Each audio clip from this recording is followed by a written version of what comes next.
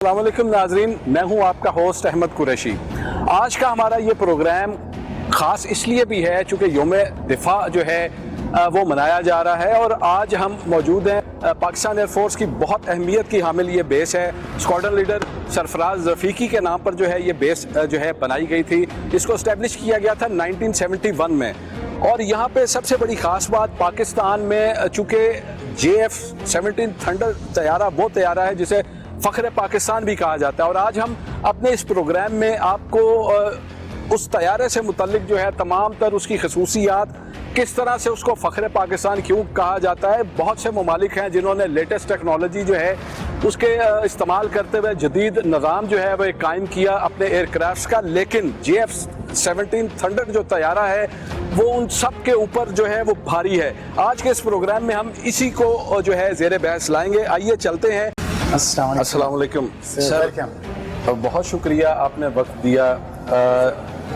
हम आज के इस प्रोग्राम में स्पेशल प्रोग्राम, चूँकि आपको पता है योम दिफा पूरी कौम मना रही है और आज के दिन हम अपने शहदा को खराज तहसीन पेश करते हैं, खराज अकीदत पेश करते हैं कि उनकी कुर्बानियों की बदौलत जो है आज हम इस एक अमनज़दा और साफ़ और बिल्कुल ऐसी फ़िज़ा में सांस ले रहे हैं जहाँ पे हमें किसी का खौफ नहीं है। और ये एक बड़ी वजह इसकी ये है कि जिस तरह आर्म्ड फोर्सेस जो है वो सरहदों की हिफाजत करती है, इसी तरह पाकिस्तान एयरफोर्स जो है वो फ़िज़ाई जो सरहदें हैं उनकी हिफाजत करती है। और आज के इस प्रोग्राम में हम JF-17 थंडर तैयारे के हवाले से बात करेंगे, उसके जो फाइटर जो पायलट्स हैं उनके हवाले से बात करेंगे। तो हम चाहेंगे कि आप प्लीज़ हमारे साथ अंदर चलें और कुछ हमें हमारे नाजरीन जो हैं उनको भी बताइए और हमारी भी मालूमात में इजाफा कीजिए कि किस तरह एक पायलट जो है उसका दिन का आगाज़ किस तरह होता है, उसके बाद सारा दिन कैसे गुजरता है, किस मसरूफियत में।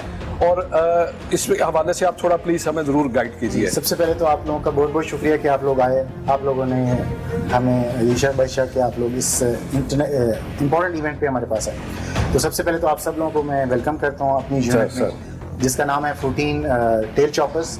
तो इस यूनिट में सबसे पहले आपको वेलकम करता हूँ और दूसरा आपका शुक्रिया अदा करता हूँ कि इस कौम का कि जो हम पे ट्रस्ट करती है और हम equal to the trust we will try and we will endeavour कि हम इंशाल्लाह ताला आपके ट्रस्ट को उसी तरह निभाते रहें इंशाल्लाह ताला। सर ये बताइएगा, जिस तरह ये बॉल है जिस पे सितारा जुर्रत है, सितारा बसालत है, तमगा बसालत है, एयरक्राफ्ट किल्स। जी सर, ये जो यूनिट है this is one of the oldest unit, the oldest squadron of the Pakistan air force. ये उसके सारे गैलेंट्री अवार्ड्स हैं जो उन्होंने 65 एंड 71 की वॉर्स में, and it has also participated in the Afghan conflict also. So ये उन सारे हमारे शहदा हैं जिन्होंने ये तमाम गैलेंट्री अवार्ड्स अचीव किए और इस यूनिट के नाम किए। और ये सर ये जो मॉडल्स लगे हुए हैं ये हमारे पास जितने एयरक्राफ्ट हैं पाकिस्तान एयरफोर्स के, ये वो मॉडल है? नहीं सर, ये हमारी यूनिट के पास सिंस इसकी जब ये यूनिट बना था उसके बाद जो जो एयरक्राफ्ट इस यूनिट के अंदर इंडक्टेड रहे और जो ये यूनिट फ्लाई करता रहा वो सारे के सारे एरोप्लेन्स हमने इसका छोटा सा एक रेप्लिकास रखे हुए हैं just as a historical events. यकीनन सर, जिस तरह हम बात करें मेजर अजीज़ भट्टी साहब की, जिस तरह इन्होंने शहादतें दी, यकीनन हमारे जो पाकिस्तान एयरफोर्स के पायलट्स हैं जिनमें MM आलम खान, उनका नाम दुनिया जानती है, और इसी तरह राशिद मिनास हैं, ये वो नामवर पायलट हैं जो यकीनन आज़ाद है पाकिस्तान एयरफोर्स के लिए, पाकिस्तानी कौम के लिए कि इतने काबिल और होनहार पायलट्स हमें मिले। ये बताइएगा कि जिस तरह हम ये गैलरी में देख रहे हैं ये सारी तस्वीरें जो मेरा ख्याल है ये तो अभी जो पासिंग शायद हुई उसकी हैं तस्वीरें जो ये तमाम जो गैलरी है, अगर आप वहाँ से स्टार्ट लेंगे तो बिल्कुल हिस्टोरिकल, जब से ये यूनिट आया उसके बाद उसमें 65-71 में जो जो पार्टिसिपेशन थी इस यूनिट की, जो जो इसकी अचीवमेंट्स थी वो सारी की सारी आपको डिस्प्ले लगेंगी। जो ये ग्रुप्स में आपको फोटोग्राफ्स नजर आ रहे हैं ये वो सारे हैं जो कि उस टेन्योर में, उस ईयर्स में एक यूनिट के अंदर जितने हमारे एयर क्रू था, जो हमारे फाइटर पायलट्स थे वो सारे के सारे थे, तो ये उनकी फोटोग्राफ्स हैं। ठीक, आपके बिल्कुल पीछे एक ये शील्ड सी लगी हुई है, ये गालिबन कोई टुकड़ा है जहाज का? जी, ये हमारे सेबर एयरक्राफ्ट का है, इंडिया के साथ हमारा था, उसमें ये जस्ट उसकी गन्स का एक रेप्लिका है जो हमने अपने, क्योंकि इस यूनिट में sabres F-86s they were the part of this unit, तो ये उसका है। तो ये इंडिया के अगेंस्ट इसने ऑपरेट किया है, तो इसलिए हमने ये अपनी हिस्ट्री के अंदर। ठीक है, आइए सर, अब मज़ीद जिस तरह आप बता रहे थे कि पायलट्स जो हैं ब्रीफिंग लेते हैं, तो हमें अभी देखने को मिल सकती है ब्रीफिंग? बिल्कुल बिल्कुल, हम आपको दिखाएंगे कि कैसे एक्चुअल में पायलट्स आते हैं, फिर अपनी ब्रीफिंग्स कैसे कंडक्ट करते हैं अपने मिशन से जाने से पहले, और फिर मिशन के बाद वापस आके अपनी ब्रीफिंग्स को कैसे कंडक्ट करते हैं। जी प्लीज़ आइए।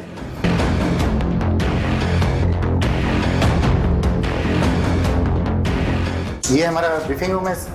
यहाँ पे पायलट्स अपने मिशन की ब्रीफ्स वगैरह करते हैं, जिसमें जो फॉर्मेशन के लीडर हैं वो इनको ब्रीफ करते हैं बाकी अपनी फॉर्मेशन के साथ। ठीक है। तो जितनी भी मिशन की इंट्रिकेसीज हैं वो सारी की सारी डिस्कस होती हैं। मिशन की एग्जीक्यूशन कैसे होगी, मिशन के अंदर जो एसेंशियल पार्ट्स हैं उनकी टेक्निक्स, वो सारी चीज़ें ये लीडर अपने नंबर्स को ब्रीफ करते हैं और उसके बाद फिर वो मिशन एग्जीक्यूट होता है। ठीक है, वो फिर उसके बाद आगे चले जाते हैं जहाँ पे हमारा एयरक्राफ्ट खड़ा है, उसके बाद ब्रीफिंग यहाँ से लेके वहाँ चले गए। जी हाँ, वहाँ उसको हम कहते हैं फ्लाइट लाइंस। ठीक है। वहाँ पे पहुँचते हैं, वहाँ जाके इनको एक एक जहाज़ स्केड्यूल्ड होते हैं, उस जहाज़ के अपने फॉर्म्स के ऊपर ये बुकआउट वगैरह करते हैं, उसके ऊपर सारे चेक्स जो हुए होते हैं वो मेंटेनेंस दे चेक के aircraft is in the flyover state, तो उसके बाद ये अपने जहाज़ को स्टार्ट करके अपने मिशन पर चले जाते हैं। ठीक है सर, हमने देखा है कुछ हमारे जो पायलट्स हैं जब वहाँ से वापस आते हैं, आके बैठते हैं, गपशप करते हैं, स्नैक्स खाते हैं, चाय पीते हैं, तो मैं चाहूँगा हम उनसे भी ज़रा थोड़ी गुफ्तगू करें, जी हाँ। ताकि उनकी लाइफ जो है वो अपने मुंह से बताएं, ताकि हमारे जो व्यूअर्स हैं, देखने वाले हैं, उनको समझ आ सके कि पायलट जो है उसकी लाइफ कैसी होती है। आमतौर पे लोग आजकल जो है वो काफ़ी तनकीद का निशाना बनाते हैं कि अच्छे खाने, अच्छा पहनना और बड़ी बड़ी तनख्वाहें, लेकिन उनको ये नहीं, शायद इस चीज़ का इल्म नहीं है कि इसके पीछे क्या मेहनत है, कितनी जो है वो एक जज्बा है। तो मैं चाहूँगा उनके मुंह से ज़रा हम कुछ बातें ज़रूर सुनें। बिल्कुल, हम अभी चलते हैं जिसको हम क्रू रूम कहते हैं, जहाँ पे पायलट सारे जब भी उनके पास फ्री टाइम होता है तो वहाँ पे अपनी नरिशमेंट के लिए भी उनके अरेंजमेंट है, उनके दे चिट चैट, तो वो हम इंशाल्लाह आके देखते हैं। नाज़रीन, यहाँ वक्त हुआ जाता है एक ब्रेक का, ब्रेक के बाद हाजिर होंगे और गुफ्तगू का सिलसिला जो है वो वसीम साहब से, जो विंग कमांडर, उनसे जारी रखेंगे। हाजिर होते हैं ब्रेक के बाद। वेलकम बैक नाज़रीन। ब्रेक पे जाने से पहले आपसे ये बात हो रही थी कि क्रू रूम में जिस तरह से तमाम पायलट्स जो हैं अपना दिन भर का काम करने के बाद यहाँ पर आते हैं, यहाँ पर आके जो है वो चिट चैट भी करते हैं, चाय पीते हैं, गपशप करते हैं। सर यकीनन जिस तरह कुछ और चीज़ें भी डिस्कस होती होंगी दौरान फ़्लाइट्स, जो है कोई नई चीज़ उनको सीखने को मिली। वैसे तो आप सारी डायरेक्शन सेट होती है, SOPs तो सेट हैं प्लेन उड़ाने के लिए, लेकिन सम टाइम ऐसा होता है कोई न्यू एक्सपीरियंस भी होता है। जी हाँ, बिल्कुल ऐसी है, क्योंकि टैक्टिक्स कहीं भी फाइनल नहीं होती, चीज़ें इवॉल्व हो रही होती हैं हर वक्त डिफरेंट सर्कमस्टांसेस के अंदर। तो उसमें कोई नई चीज़ या कोई नया इवेंट हो जाता है तो उसको पायलट ज़रूर आपस में आके डिस्कस करते हैं। May be in the crew room जिसमें हम अभी तक खड़े हैं, या जहाँ पे ब्रीफिंग या डीब्रीफ वहाँ होती है, तो किसी सीरियस नेचर की है तो वहीं पे हम डिस्कस करते हैं। अगर देयर इज समथिंग जो कि डिस्कस करना चाहते हैं इन द लाइटर मोड, तो ज़ाहिर बात है वापस में इधर यहाँ पे आके चिट चैट करते हैं, इससे डिस्कस करते हैं अपने मिशन के बारे में। नाजरीन, हम बात करते हैं हमारी फ़िज़ाई सरहदों के मुहाफ़िज़ यहाँ पर मौजूद हैं, इनसे हम जानते हैं। ये बताइएगा कि अभी आज की जो फ्लाई किया सभी दोस्तों ने, सभी पायलट्स ने, उसके बाद यहाँ पर आकर अमूमन क्या एक ऐसा कॉमन टॉपिक होता है जिस पर बात होती है? Actually, flying is a difficult business. It's not a natural thing. तो हम आते हैं तो हम आके अपनी मिस्टेक्स डिस्कस करते हैं। ठीक। तो उससे होता है कि everybody is learning from those mistakes. हम आते हैं, वो चीज़ें डिस्कस करते हैं आपस में, फिर उसको परफेक्ट करते हैं ताकि नेक्स्ट मिशन वो चीज़ें रिपीट ना हो। ठीक है। अच्छा, आप ये बताइएगा, आम तौर पे आजकल बड़ा ये समझा जाता है कि फ़ौज का बजट बहुत ज़्यादा है जनाब, हमारे मुल्क का ज़्यादातर हिस्सा जो है फ़ौज ले जाती है। तो फ़ौजी के पीछे जो फ़ौजी की मेहनत है, उसका एक मुल्क के लिए जो जज्बा है, ये लोग नहीं देखते। आप बताइए कि आपकी जो रूटीन लाइफ है वो क्या है यहाँ पर एयरफोर्स में रह के, यकीनन घर से दूर, माँ बाप से दूर, बहन भाइयों से दूर, तो ऐसे लोगों को क्या पैगाम देंगे? लेकिन जहाँ तक बात करें आप बजट की, तो कोई चीज़ भी जो है ना छुपी हुई तो है, जब भी बजट आता है तो सबके सामने पेश कर दिया।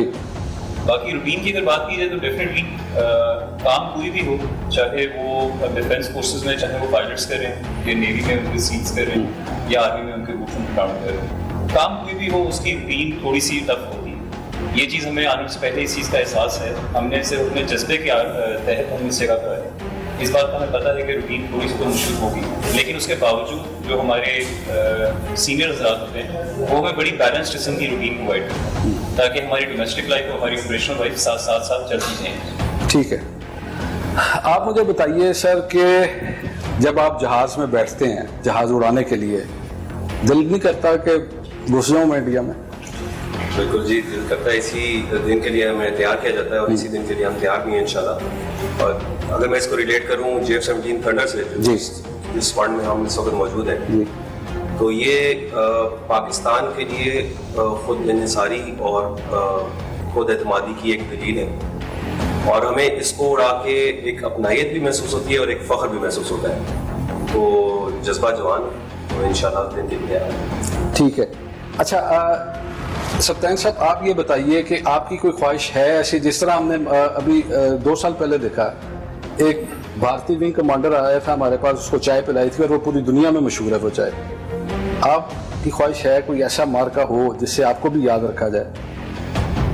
ख्वाहिश बिल्कुल है और इंशाल्लाह अगर ऐसा दोबारा मौका मिला तो इंशाल्लाह हम भरपूर तरीके से कौम की उम्मीदों पर पूरा उतरेंगे और जिस काम के लिए हम रोज़ रेगुलर फ्लाइंग कर रहे हैं उसको इंशाल्लाह अच्छे तरीके से पाया तक पहुँचाएंगे। नाज़रीन, आप ये देखिए कि ये पायलट्स तो यहाँ पर बैठे हैं, क्या जज्बा है इनका कि किस तरह से अपने मुल्क की खिदमत करनी है, इस कौम की खिदमत करनी है। इस कता नज़र इससे को कोई मुख्तलिफ जगहों से लोग आए हैं, हर एक जो है अपने मुल्क पर, अपने वतन पर, अपनी कौम पर जो है मर मिटने का जज्बा जो है वो लेकर जहाज़ उड़ाता है और उसकी कोशिश होती है कि कहीं ना कहीं उसको एक मौका मिले और वो जो दुश्मन के नापाक अज़ाइम हैं उसको वो नाकाम जो है बनाने में अपना रोल प्ले करे।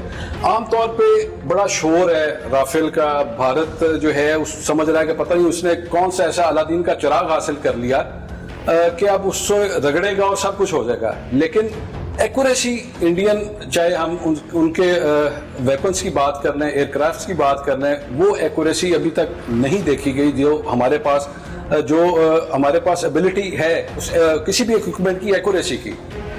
ये बताइएगा कि किस तरह से देखते हैं आप उसकी इस सोच को, राफेल को? जी हाँ, नो डाउट कि Rafale is a potent system, we know that, but हर पोटेंट सिस्टम हो लेकिन उसकी कुछ वीकनेसेस भी होती है। तो ऑफ कोर्स हम उसके अगेंस्ट उसकी वीकनेसेस को ज़रूर एक्सप्लॉइट करेंगे।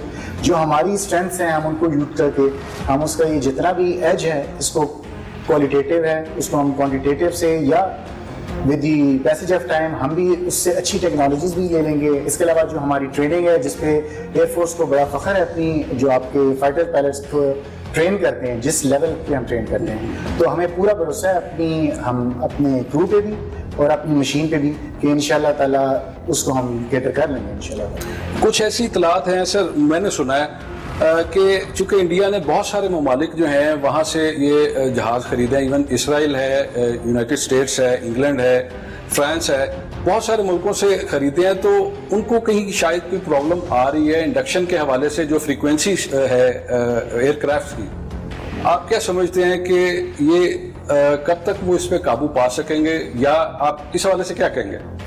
सर उस केस में है कि इंडियन एयरफोर्स के पास मल्टी नेशनल किस्म के एसेट्स हैं, जिसमें रशियंस हैं, they have French systems, UK based systems, and now again Rafale भी आ गया है। तो ये सारे सिस्टम हैं, उनको जो प्रॉब्लम्स हैं वो इंटीग्रेशन में या एम्प्लॉयमेंट में प्रॉब्लम्स हैं। तो इनके ये वो वीक केसेस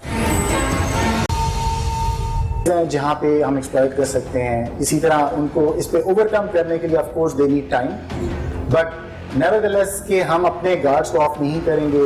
इंडिया के पास एक कैपेबिलिटी है और उसको कैटर करने के लिए वी हैव द प्लान्स, और इंशाल्लाह ताला हम अपनी कौम को कभी मायूस नहीं करेंगे। और इंशाल्लाह ताला फरवरी की तरह जब भी हमें दुश्मन ने ललकारा तो इंशाल्लाह ताला हम उसका पहले से ज़्यादा अच्छा जवाब देने के लिए। वो तो यकीनन अफवाज पाकिस्तान जो है वो अपने दुश्मन को हर मुहाज पर जो है शिकस्त उसने दी है, चाहे वो इनडायरेक्ट है, चाहे वो डायरेक्ट वार है। चाहे अभी आप देखिए कि ये 5th जनरेशन वॉर जो एक शुरू की है उसमें भी यकीनन उसको जो है मुंह की खानी पड़ी। एक्यूरेसी का सवाल मुझे बताइए कि एक्यूरेसी में हम सोशल मीडिया पे भी देखते हैं, बहुत सारी जगहों पे ये डिस्कस होता है, चाहे वो कोई मिसाइल सिस्टम लॉन्च करे नया, चाहे वो कोई नया एयरक्राफ्ट बनाए, एक्यूरेसी नहीं बनती उनसे। बिल्कुल ऐसी है, इसमें हमें एज है उनके ऊपर, जो कि हमने फरवरी में साबित भी किया है कि जब जहां जिस टाइम पे जिस जगह पे हम उनको हिट करना चाहते हैं वो हम हिट करने की सलाहियत रखते हैं, और इसमें हमारी कौम को फख्र भी होना चाहिए और they should be confident also कि we have this capability and we have this edge over the Indian air force. यकीनन चूँकि अल्लाह की मदद हमारे साथ है। सर, अब मैं ये चाहूँगा कि हम थोड़ा सा तैयारे को भी, जिसके बारे में इतना कुछ कहा, जिनके जो पायलट्स हैं उनसे हमने बात की, तो मैं चाहूँगा कोई हम वहाँ पर भी जाएं और अपने नाजरीन को ये दिखाएं कि किस तरह से तैयारा जो है उसकी लैंडिंग है या टेक ऑफ है।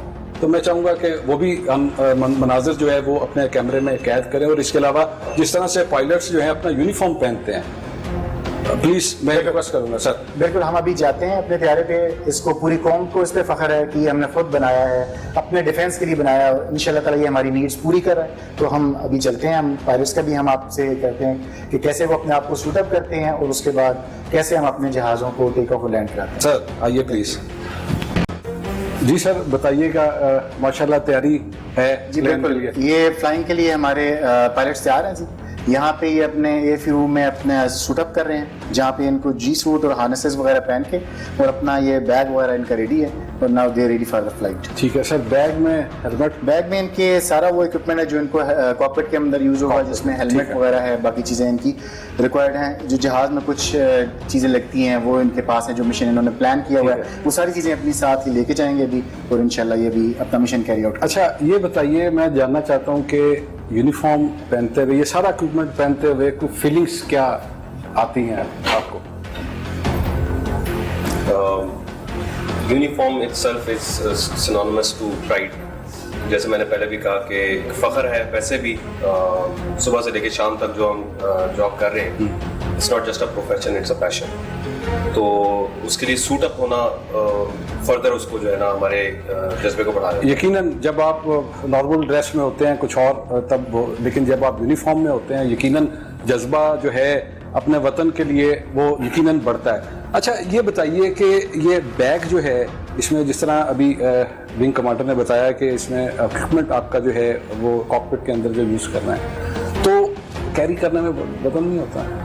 नहीं, ये तो एक इतना अजीम काम है कि बैग इससे 10 टाइम्स वजनी भी हो तो I feel pride in that. So इसका वजन महसूस नहीं होता। यकीनन हर पाकिस्तानी, हर नौजवान जो इस वक्त स्कूल में पढ़ रहा है, कॉलेज में, यूनिवर्सिटी में, उसकी ख्वाहिश ज़रूर होती है कोई ये बैग कैरी करे, और ये हम सब के लिए एक ऑनर है, यूनिफॉर्म और ये bag.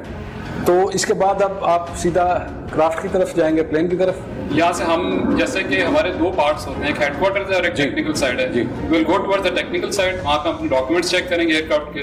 Will go to aircraft, will do pre flight, aircraft को चेक करेंगे, then will start up and go for flying इंशाल्लाह। ठीक है, आइए हम भी चलते हैं आपके साथ, देखते हैं कि किस तरह से ये सारा जो है आप यहाँ से तैयारी के बाद क्राफ्ट तक जाते हैं। टेक्निकल साइड आप बता रहे थे, चूँकि ये तो बेस है, टेक्निकल साइड पे जाके देखते हैं क्या प्रोसीजर है, किस तरह से आप वो डॉक्यूमेंटेशन जो है अपनी फिल करते हैं।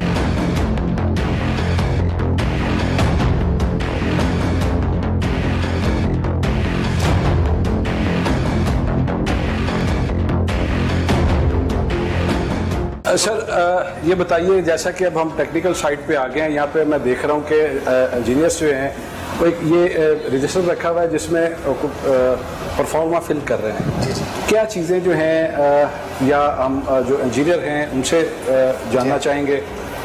जी, ये हमारे स्क्वाड्रन एसएन साहब हैं जी, ये हमारे स्क्वाड के सीनियर इंजीनियरिंग ऑफिसर हैं। ठीक है। जो यहाँ पे तमाम JF-17 एयरक्राफ्ट को मेंटेन करते हैं और उसको फ्लाई वर्दी स्टेट में रखते हैं। ठीक है। तो ये हमें बताएंगे कि क्या इन्फॉर्मेशन जो कि इस फॉर्म में पायलट को ये देते हैं, जो पायलट चेक करते हैं, उसके बाद ये फ्लाइंग पे जाते हैं। ये बताइए सर कि क्या ये हम जैसा कि देख रहे हैं फाइल्स अलग अलग बनी हुई हैं, परफॉर्मे हैं, यहाँ पर जब पायलट आता है क्या चीज़ है, कौन सा परफॉर्मा, उसमें क्या फिल करते हैं वो, आपकी तरफ से जो है वो प्लेन की हेल्थ के हवाले से उन्हें ब्रीफ दिया जाता है कि इसकी हर चीज़ें, तमाम जो इक्विपमेंट है वो ओके है? ये जो आप डिफरेंट फाइल्स देख रहे हैं, ये हर एक एयरक्राफ्ट के डॉक्यूमेंट्स। जी।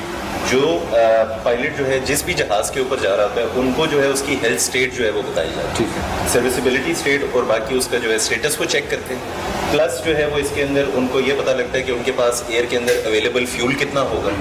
सेकेंडली जो है उसकी एयरक्राफ्ट की कन्फिग्रेशन कि उसमें अगर कोई वेपन वगैरह लगा हुआ है उनके मिशन के हिसाब से तो वो किस कन्फिग्रेशन में वेपन्स उनके पास अवेलेबल है। ठीक है, ये सारी इन्फॉर्मेशन जो है वो पायलट को यहाँ पे डॉक्यूमेंट्स में मिलता है। ठीक है। उसके बाद इसके बाद मरहला जो ये डायरेक्ट ये फिल करने के बाद इंफॉर्मेशन लेने के बाद पायलट जो है वो एयरक्राफ्ट में जाते हैं। जी, उसके बाद डायरेक्टली जो है वो एयरक्राफ्ट के ऊपर जाएंगे, एयरक्राफ्ट पे अपनी जो है वो इंस्पेक्शन करेंगे और उसके बाद जो है वो स्टार्टअप करेंगे, स्टार्टअप। ठीक है। नाजरीन, हम जैसा कि आपने देखा कि यहाँ पर जो फॉर्मेलिटी है वो पूरी की गई। इसके बाद पायलट जो है वो यकीनन एयरक्राफ्ट में जाएंगे और उसको फ्लाई करेंगे। अब हम उस पोर्शन में चलते हैं, देखते हैं कि किस तरह यहाँ पर जो इंफॉर्मेशन लेने के बाद पायलट किस तरह अपने जहाज़ की जो है वो इंस्पेक्शन करता है और उसके बाद उसमें बैठ के उसको उड़ाने की तरफ जो है देखे जाते हैं। आइए नाज़रीन वो भी देखते हैं। जी बिल्कुल, इस वक्त हम जिस तरह टैक्सी लिंक पे आ चुके हैं, थोड़ा ये बताइएगा सर, फाइलें तो वहाँ पे बहुत ज़्यादा थी, तो जहाज़ यहाँ पर जो है किस तरह से खड़े होते हैं? हैंगर्स अलग अलग हैं उनके? जो भी पायलट अपना जहाज बुक आउट करता है वहाँ से उसका टेल नंबर और उसका पेन वो मखसूस है। ठीक है। ये डिफरेंट पेन्स आप देख रहे होंगे कि यहाँ पे वो टेल नंबर्स खड़े हैं। तो अब जिससे मैंने अपने बुक आउट किया है अपने जहाज को, उसका मुझे स्पेसिफिक नंबर पता है, मैं वहीं पे जाऊँगा, वही जहाज में लेके जा सकता हूँ फ्लाइंग के लिए इस टाइम, जिसके ऊपर मैंने ऑथराइजेशन कर दी। ठीक है। उस ऑथराइजेशन का मतलब ये है कि जितनी देर तक आप वापस नहीं आते उतनी देर तक वो जहाज आपका है, उतनी देर तक वो मेरी रिस्पॉन्सिबिलिटी है। बिल्कुल ठीक है। बिल्कुल ऐसे। तो सर ये बताइए कि अमूमन जिस तरह वेदर अभी भी एकदम क्लाउडी हो जाता है और उसमें कोई दुश्वारी का सामना करना पड़ता है फ्लाइंग में? उसके अंदर हमारी SOPs जो हैं वो बहुत डिफाइंड है, फ्लाइंग ऑर्डर्स बहुत डिफाइंड है। ठीक है। उसके अंदर हम ना अपने मिशंस को टेलर इससे कर देते हैं कि वेदर कोई भी हो हम ऑल वेदर ऑपरेशंस कर सकते हैं, और डे हो या नाइट हो, Pakistan air force is ready to undertake any type of mission. There is no problem with these clouds, there no problem. ठीक है। इसके अलावा सर बताइएगा कि GF-7 में जो क्या और खसूसियत ऐसी है, क्योंकि हम ये समझते हैं कि फ़ख्र पाकिस्तान का जिसको स्लोगन मिला, फ़ख्र पाकिस्तान, उसमें आप थोड़ा ये हमारे नाज़रीन को बताइए एडवांस टेक्नोलॉजी जो है वो क्या है, कौन सी ऐसी टेक्नोलॉजी है जिसके ज़रिए हम दुश्मन को जो है अपने सरहद से दूर रखने पर मजबूर करते हैं? JF-17 एयरक्राफ्ट जो है वो state of the art aircraft है।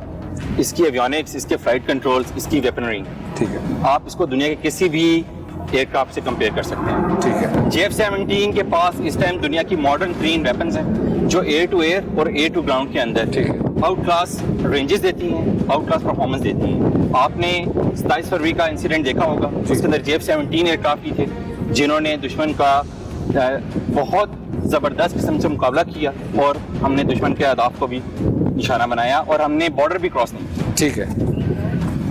बहुत सारे और भी जो है आर्म्ड फोर्सेस के दोस्त हैं, वो ये कहते हैं कि अब हमारी ख्वाहिश है कि हम खाने पे बुलाएं उसे। क्या कहना चाहेंगे कि चाय काफ़ी है कि अगर दोबारा मौका मिले तो हम यकीनन खाना भी खिलाएंगे उसे? पाकिस्तान एयरफोर्स का मोटो ये है कि हमने अपने मुल्क को, उसकी सरहदों को किसी भी दुश्मन की किसी भी तरह के मोटिव से दूर रखना। इसके लिए हमें उन्हें खाना खिलाना पड़े या चाय पिलानी पड़े, नहीं, वो आपको पता है भारत ने हमेशा हल्की फुल्की मौसीकी की कोशिश की है, चाहे वो किसी और मुल्क की एमा पर की हो, वो भारत बाज नहीं आएगा। ये ओछे हथकंडे जो हैं, चूँकि उसको हजम नहीं हो रहा कि पाकिस्तान जिस तेज़ी से तरक्की कर रहा है हर शोबे में, तो यकीनन वो कुछ ना कुछ इस तरह की जो है। बहरहाल सर, अब मेरा ख्याल है कि हम हैंगर पे आ गए हैं, प्लेन अंदर खड़ा है, तो अब ये बताइए कि आपका जो मिशन है कितना ड्यूरेशन उसका क्या होता है? इसकी ड्यूरेशन वेरी करती है 45 मिनट से 1.5 घंटे तक, डिपेंडिंग अपॉन हमने कौन सा मिशन करना है, उसके अंदर हम लोगों ने कौन सा प्रोफाइल करना है, कौन कौन से ऑब्जेक्टिव्स अचीव करने हैं, ये इसके ऊपर वेरी करता है। लाइक अभी मैं जिस मिशन पे जा रहा हूँ इसकी ड्यूरेशन 1 आवर है। ठीक है, 1 आवर आप जो है वो फिजा में रहेंगे और उसके बाद सम टाइम ऐसा भी होता है कोई कुछ दोस्त इकट्ठे खाना खाते हैं, उसके बाद शायद कोई एक आध मिस होता है, सम टाइम ऐसा भी होता है। हमारी तो दुआ है कि अल्लाह ताला हमारे इस जो फ़ज़ाई सरहदों के मुहाफ़िज़ हैं, उन्हें हर तरह महफूज रखे, लेकिन समटाइम ये इंसिडेंट हो जाते हैं। तो जो आर्म फोर्सेस हैं they are just like a family. इसके अंदर हम लोग बिल्कुल भाइयों की तरह एक दूसरे के साथ रहते हैं। हमारा खाना पीना, हमारी ट्रेनिंग इस तरह की है जिसके अंदर हम लोगों ने हमेशा एक दूसरे का साथ दिया है, और बहुत छोटी उम्र से हम लोग अपने घर को छोड़ देते हैं, ठीक है, और एक दूसरे के साथ शिफ्ट हो चुके होते हैं एक तरह से। तो हमारी जो ट्रेनिंग है वो इस तरह की है कि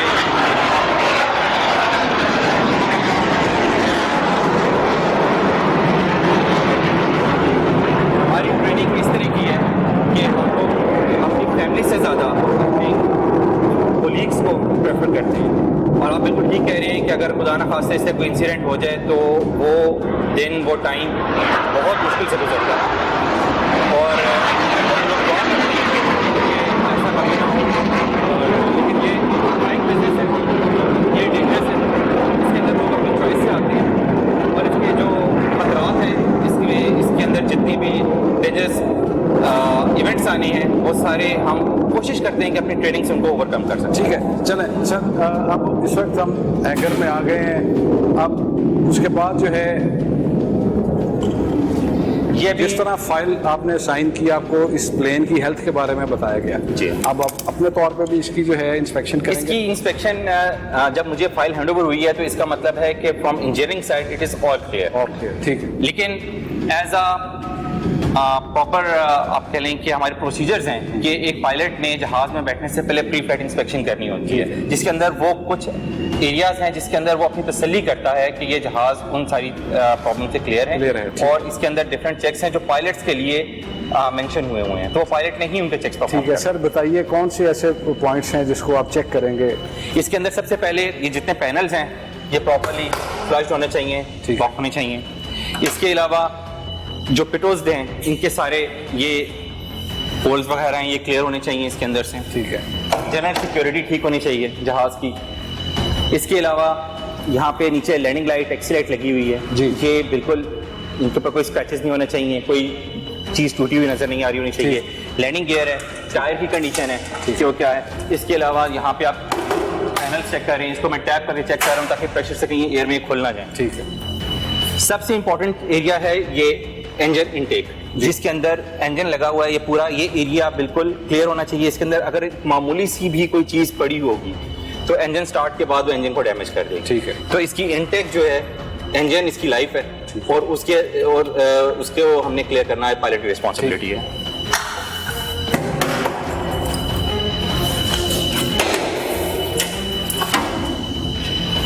ये इसका फ्यूल टैंक है, इसके अंदर पेट्रोल डाला हुआ है। इसकी कैप है, इसको सिक्योरिटी के लिए चेक किया। इसके बाद इसकी जनरल आउटलुक चेक की कि कोई डैमेजेस तो नहीं है, इसकी हेल्थ ठीक है। ये लॉन्चर्स हैं जिनके ऊपर मिसाइल्स लगते हैं। ठीक, फिलहाल मैं ट्रेनिंग मिशन पे जा रहा हूँ इसलिए इसके ऊपर कोई मिसाइल नहीं लगा। ये जहाज के हम बैक साइड के ऊपर चलते हुए जा रहे हैं, यहाँ से ड्रैग शूट निकलता है जो लैंडिंग के बाद ब्रेकिंग का काम करता है, तो ये उसका कंपार्टमेंट सिक्योर होना चाहिए। ये टेल सेक्शन है जिसके अंदर कोई एफओडी वगैरह नहीं होनी चाहिए, क्रैक्स नहीं होने चाहिए। जनरल इसकी ओरिएंटेशन है। यहाँ पे ड्रैग शूट की पोजीशन मैंने चेक कर ली। इसके अलावा यहाँ पे नीचे कोई स्क्रैचेस वगैरह नहीं होने चाहिए।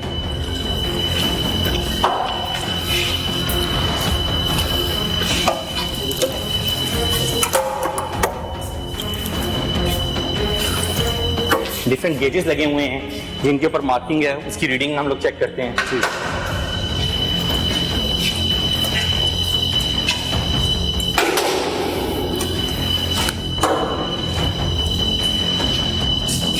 सेकंड साइड से इनटेक क्लियरेंस कर ली, लैंडिंग गियर की सिचुएशन देख ली, टायर कंडीशन चेक कर ली। इसके अंदर कुछ गेजेस थे, उनकी रीडिंग मैंने मार्क कर ली है कि वो क्या है, और उसके बाद I am good to go. Okay.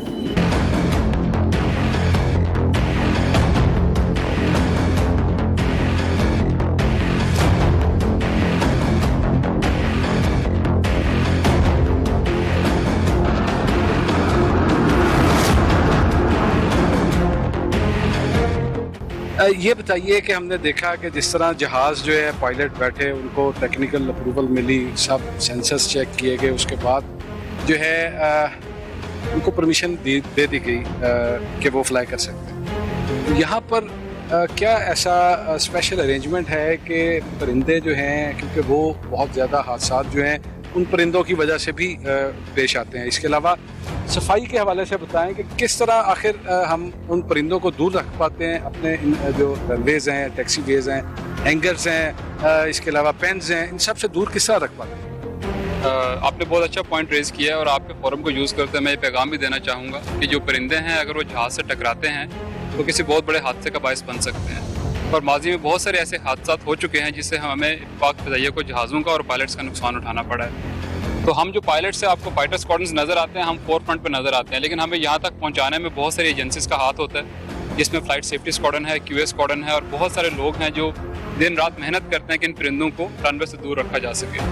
उसके लिए बहुत सारे एक्टिव और पैसिव मेजर्स ये लोग यूज़ करते हैं, जिससे इंसेक्ट एरेडिकेशन है, बर्ड कंट्रोल मेजर्स हैं, जो कि बहुत एक डिटेल्ड सब्जेक्ट है। लेकिन कहने का मकसद ये है कि ये वाकई हैज़र्ड है पाक फ़िज़ाइया के लिए और बहुत सारे लोग हैं जो कि मेहनत करते हैं इनको दूर रखने के लिए, ताकि हमारा जहाज़ सेफ्टी से और एफिशिएंटली फ्लाई कर सके। ठीक है, बहुत शुक्रिया। नाज़रीन, आज के इस प्रोग्राम में हमने कोशिश की कि आपको फ़ख्र पाकिस्तान JF-17 थंडर तैयारा जो है उसके बारे में मुकम्मल आगाही फराहम की जाए कि किस तरह पाकिस्तान की सरहदें जो हैं वो पाक फ़िज़ाइया के इन पायलट्स की वजह से महफूज हैं। और हम जो है हर महाज पर, आप जिस तरह आपने हमारे प्रोग्राम में एक बार सुना कि 27 फरवरी का जो वाक़या है, किस तरह इंडिया के 2 तैयारे जो है जिन्होंने ये कोशिश की कि वो पाकिस्तान की फ़ज़ाई हदूद के साथ छेड़छाड़ करें, ये अज़ाइम जो हैं उनके नापाक किए पाकिस्तान एयरफोर्स के जो हमारे पायलट्स हैं उन्होंने। और योम दिफा के हवाले से भी बात की जाए तो आज योम दिफा जो है ये तजदीद अहद का दिन है कि हमने उन खराजे शहदा जो हैं जिन्होंने कुर्बानी दी 1965 की जंग में, 1971 की जंग में, इस मुल्क को बचाने और बनाने के लिए जो कुर्बानियाँ शहदा ने पेश की, हमें उन्हें सल्यूट करना है, उनकी फैमिलीज़ को सल्यूट करना है, जिनके बच्चों की बदौलत, जिन माओं के बेटों की बदौलत जो है आज हम आज़ाद फ़िज़ा में सांस ले रहे हैं, जिन बहनों के भाइयों की बदौलत जो है वो हम आज़ाद जो है एक मुल्क में रह रहे हैं। इसके अलावा बहुत सारी हमारी ऐसी बहनें हैं जिन्होंने अपने सुहाग की कुर्बानियाँ दी इस मुल्क को बचाने की खातिर। नाज़रीन, आज के इस प्रोग्राम से अपने मेज़बान अहमद कुरैशी को इजाज़त दीजिए। अल्लाह हाफ़िज़।